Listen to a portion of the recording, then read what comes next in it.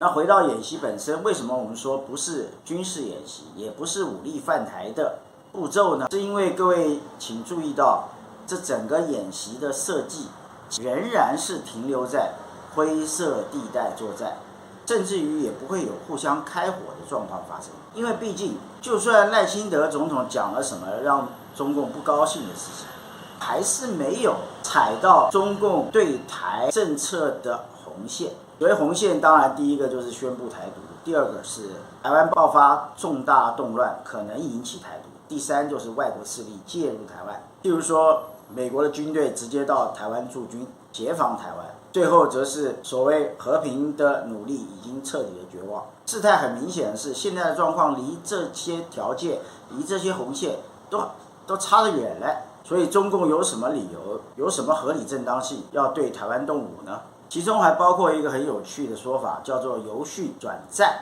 这必须向各位说明一下，这就是一个非常可笑的、想要吓人的一个噱头。怎么由训转战？他意思是说，中共现在围着台湾，这些飞机、这些军舰，在突然之间就可以对我发起猝然的攻击，达到奇袭的功效。拜托，这根本就是不可能的事。第一个，开战必须要有合理正当的理由，现在有没有？没有。